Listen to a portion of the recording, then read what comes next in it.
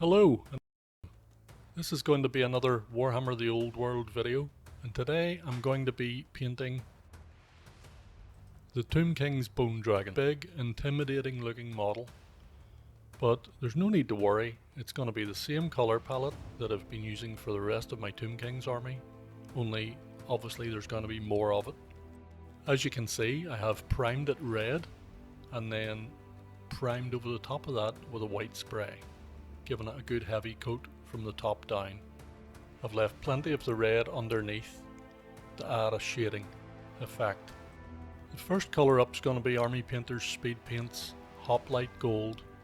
I'm going to use it to paint elements of the dragon around what appears to be a crown on its head, and also parts of the howdah.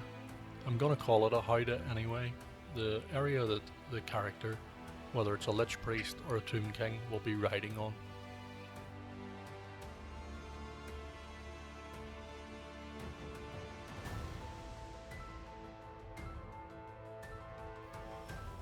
I'm using quite a finely pointed brush here, especially for the work around this crown. This paint flows really well. You shouldn't have too many problems. Don't worry about making the odd mistake, because we're going to come back in as usual with our white paint and touch up before adding any colours. The observant amongst you will notice that there is no character, Tomb King or Lich Priest. I'm going to paint those guys separately, and I'm also going to make it so that it can be either or on the dragon. I'm not stuck with one. Whether that means I have to magnetize a foot or whatever, I'm not sure yet, but as soon as I figured that out, you guys will get to hear about it.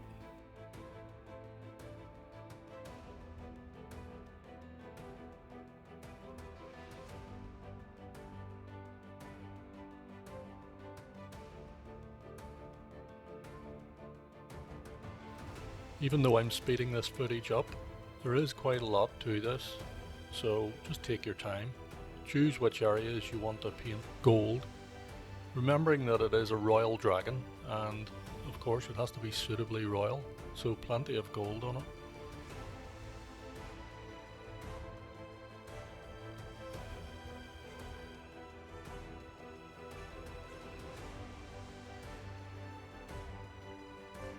I didn't have the howdah very well glued on. As you can see, it has come off in my hand. This is actually a benefit, and if I was to do this again from scratch, I wouldn't glue the howdah on until it was painted, just to make life easier. Don't worry if yours is attached to the dragon. If it's already built, you'll still be able to paint it fine. It's just a little more awkward. The next colour up is going to be white, and I'm going to use Game Colour Dead White from Vallejo, and I'm going to use it just to touch up some of the mistakes that I've made while painting the gold.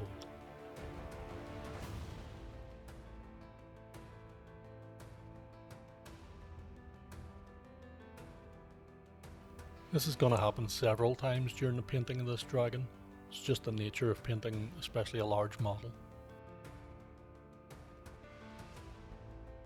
My colour scheme is very loosely based on one of the pictures that I have seen in the Tomb King's journal. You can choose whichever colour scheme you like.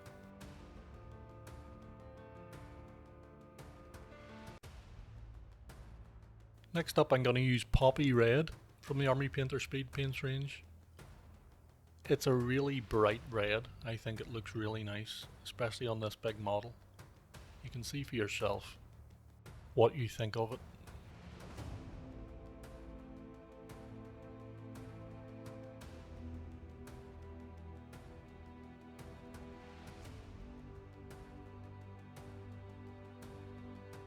Normally I would have went with Slaughter Red, but it's a darker colour. I wanted this to be quite bright. I want this to be a big centerpiece, eye-catching model on the tabletop. Although in my opinion I'm still being very realistic about how much time this is going to take me to paint. This has been painted over 2 or 3 painting sessions over 2 days. Nobody's expected to sit down with this model and churn it all out in an hour. That's just not going to happen.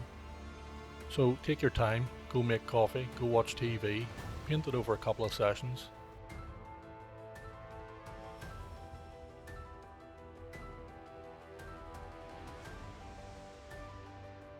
And I'm back to the white paint again. Time to repair some of my mistakes made from painting the red. Because these paints are so thin, you can change your mind on the fly. As you'll see here, I've decided that part of that big red skull should be actually gold, so I'm going over it with white first, and then I'll go back over that with gold. And that's just a piece that I've decided to change.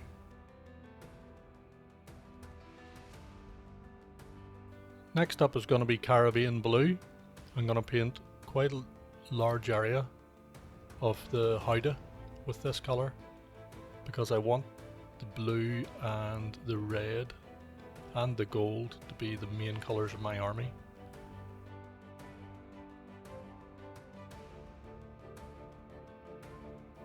This is also currently my favourite blue from the Army Painter range of paints anyway.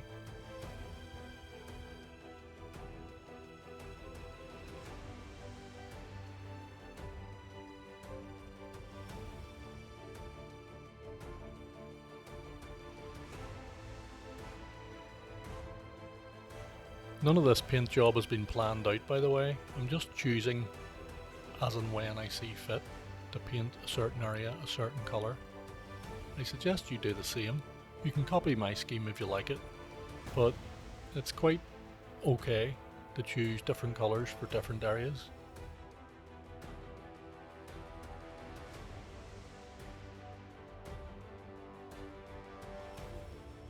What I am hopefully demonstrating to you is you can paint this model. Don't be intimidated by it. As long as you have the right colours and a couple of decent brushes and a bit of patience, you'll be fine.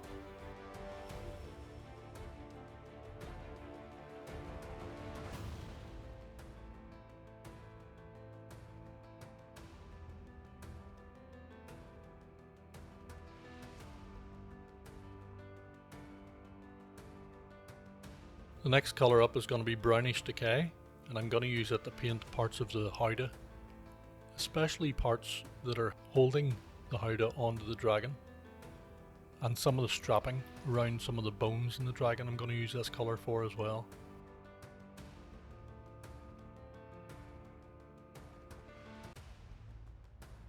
Some worn through parts of the seat will also get it.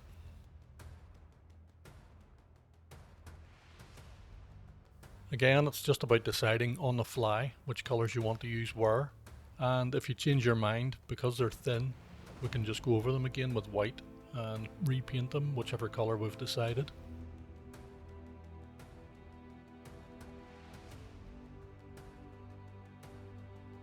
The next colour up is going to be Desolate Brown, and I'm again going to use it in parts of the howdah, or Palanquin if you'd prefer to call it that.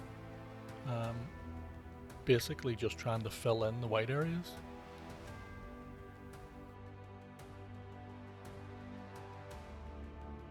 There is no real method to my madness, it's just what I think looks nice.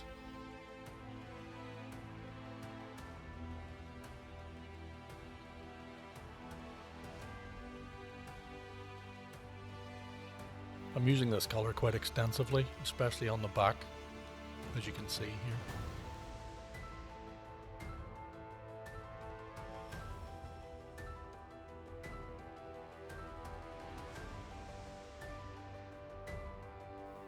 And now for the big job, the Pallid Bone, and the entire dragon is going to get a heavy coat of this. I actually went out and bought a second pot of this paint because this undead army is going through it rightly.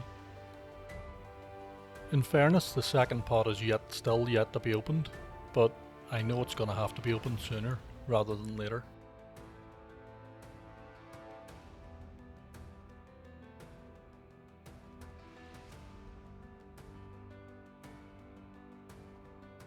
Again, I'm using a heavy coat of this paint.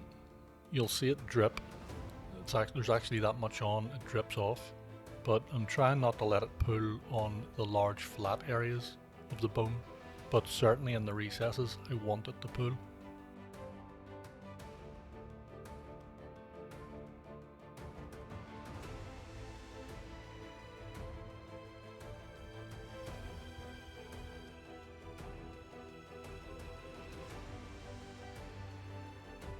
For obvious reasons, this is the most time consuming part of painting this dragon.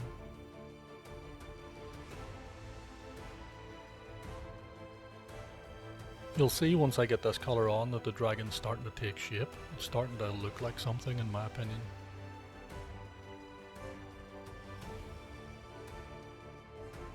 This part of the painting process took roughly 20 minutes of just painting one colour on a dragon. I realise to some folks that doesn't seem like a long time, but to me it's a long time. 20 minutes for one colour, unheard of.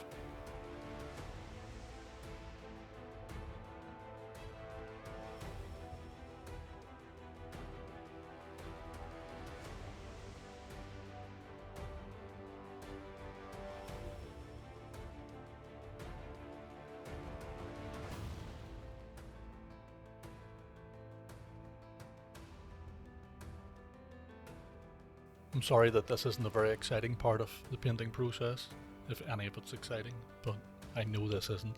But thank you for bearing with me. I want to show you the entire job, not just skip parts here and there. I'm showing you a painted dragon from start to finish. Obviously there has been many cups of coffee consumed in between colours, but that's just the way it goes. I'm a coffee addict.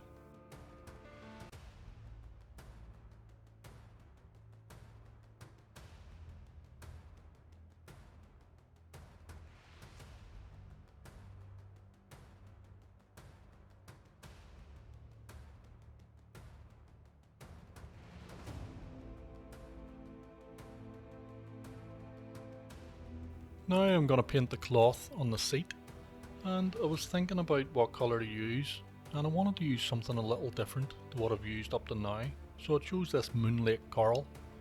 It's actually a really nice colour. It could be possibly my new favourite purple. You'll see for yourself anyway what you think.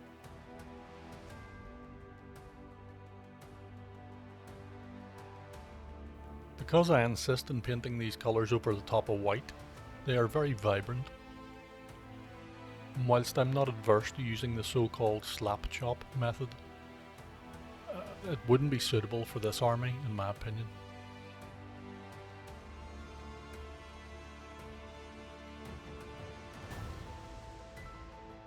Next up is going to be the Citadel shade Agrax Earthshade. It's like a wash, and I'm going to use it to shade the horns down the spine of the dragon. Down the base of the horns, I want them to be dark round the base. You'll see anyway, hopefully, the effect that I'm going for. And the same with the teeth around the front of the jaw. I just want the teeth to be a wee bit more defined, so that the skull and the bones and the horns and the teeth all have they stand out from each other a little bit. As much as I love the Pallid Bone colour, I don't want the entire model to look Pallid Bone and be monotone.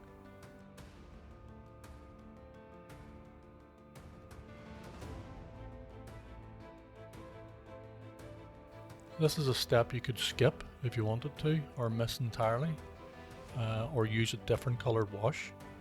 You could use Regland Flesh, for example, or one of the army painter tones. They do a strong tone and dark tone. You could use either of those. And now I'm going to use some Screaming Skull, which is a Citadel colour, and I'm going to use it with a light dry brush to try and pick out some of the teeth and those horns down the spine. And now it's time for my AK Interactive basing material. And I'm going to use it to cover the entire base, not hitting the big rock. This stuff goes on really easily, and you can shape it with your brush.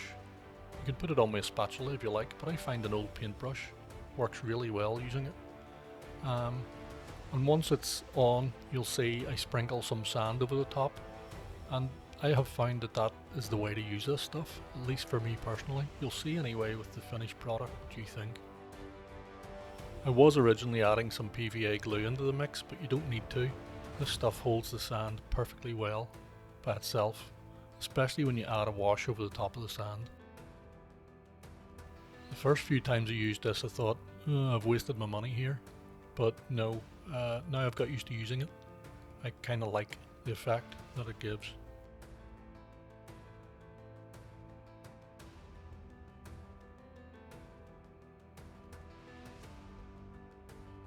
Now, because that was such a large area covered with AK interactive material, I left it overnight to dry, and now I have pulled out the Aggaros Dunes contrast paint, and I'm going to heavily water it, very heavily water it down till it's a real wash, even lighter than wash, and it'll go over the top of the sand, and it helps stain the colour of the base to a more sandy desert colour, and it also helps bind the sand to the base, even though it doesn't need it.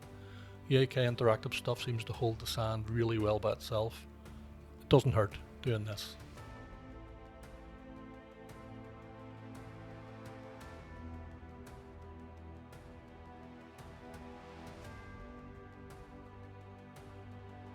I'm trying to mull over, decide what colour to paint that big rock. I don't want a grey rock.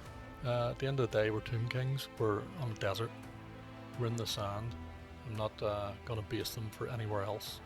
So I've decided to use the Aggaros Dunes solidly, neat, without diluting it, straight from the pot over the top of the rock, allowing it to pull in the recesses, providing that free shading without any effort.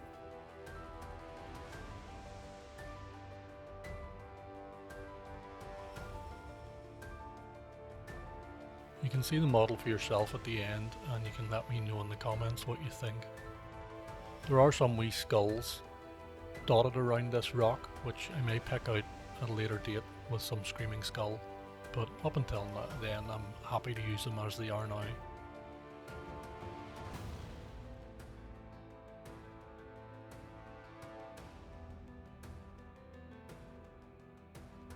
So I've given that Aggaros Dunes wash time to dry.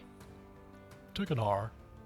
I maybe left it for 2 hours and came back, and it's now time for a heavy dry brush of Screaming Skull over the top of the sand.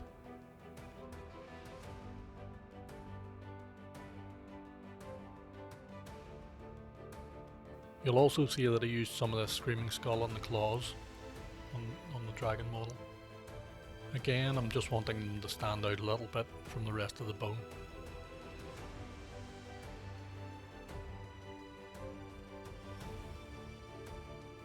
And now it's time to add some tufts to the base, and I've put quite a few tufts on. I've even put a few on the rock, just to add a little something. I think it adds something to the base.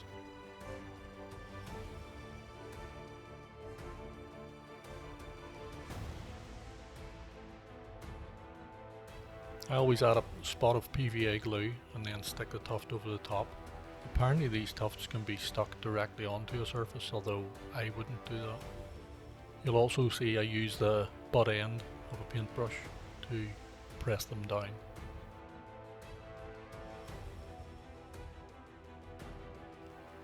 And now it's time to edge the base. I'm using Coat d'Arms Tan Earth. I've shown a picture here of Vallejo Tan Earth, bottom left.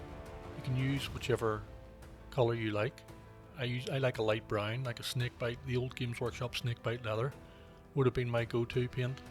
I recently picked a pot of it up and found that it's now a contrast. So there you go. Make of that what you will.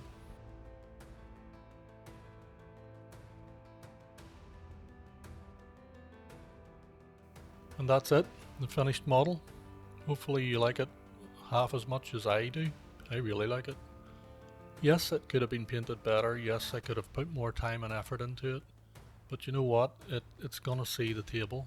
And in its first outing it was white and it got killed and it deservedly got killed because it wasn't painted. So I'm hoping now it's got a bit of colour to it. It brings back its teeth and claws, and it kicks some Bretonian ass. Isn't that right, Mr. Pointy Paints? In the next game. Thank you for watching. If you haven't already, please hit the subscribe button, and I'll see you in the next Warhammer Old World video.